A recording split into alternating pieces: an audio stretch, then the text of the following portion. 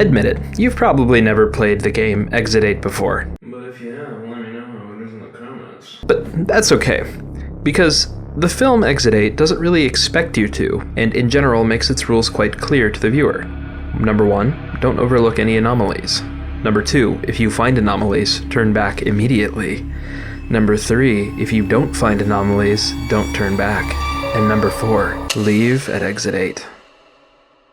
The film was great, exploring themes of guilt, fatherhood, and deconstructing the prevailing Japanese culture of indifference. There is a lot on display that sets the film Exit apart from its video game counterpart. In fact, in many ways, the film elevates the material to a place that I was quite skeptical of going into. After all, the game isn't really known for its rich storytelling or in-depth plot, and a big question that loomed over the film was whether or not it could really hold the attention of the viewers for longer than a few minutes without getting boring and repetitive. And the result?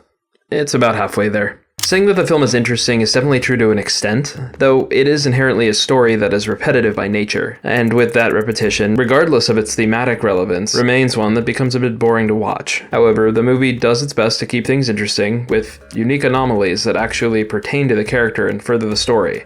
And overall, the writers tried their hardest to flesh out the film to feel as organic and immersive as possible. Indeed, as someone who hadn't played the original game going into the film, playing alongside with the protagonist and trying to notice anomalies alongside him is a fun distraction. However, something that many have pointed out, and that does become an obvious flaw over time, is how unnatural the MC's actions are. There are a few times in the film where there's an obvious anomaly and he just, stands and waits around to see what'll happen instead of, turning around. In addition, some of the anomalies on display here just really don't work all that well as set pieces. The one where the lights go out and the CGI rats show up looks especially terrible. But other than those few hiccups, the film is surprisingly engaging for what it is. There's a twist that comes halfway into the movie that just really surprised me and got me even more intrigued in the film. And honestly, as previously stated, it's things such as this that really elevate the story. Thematically, the film also provides much more depth than was originally expected. The fatherhood theme of the protagonist being unsure of his capability to parent and his overall indecisiveness, paired with his indifference towards conflict, really hits home in a powerful way. By the end of the film, this theme of being the change you want to see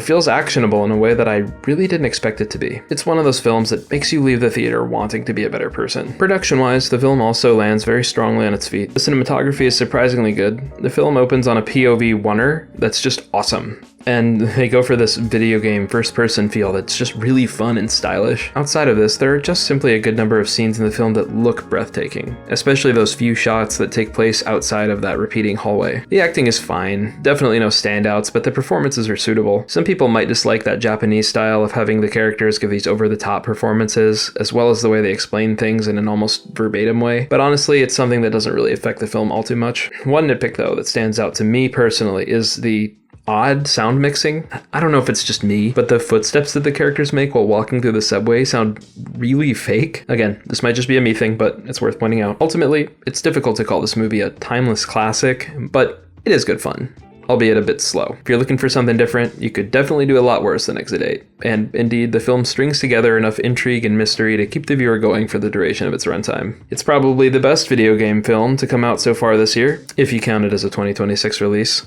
And will likely stay that way.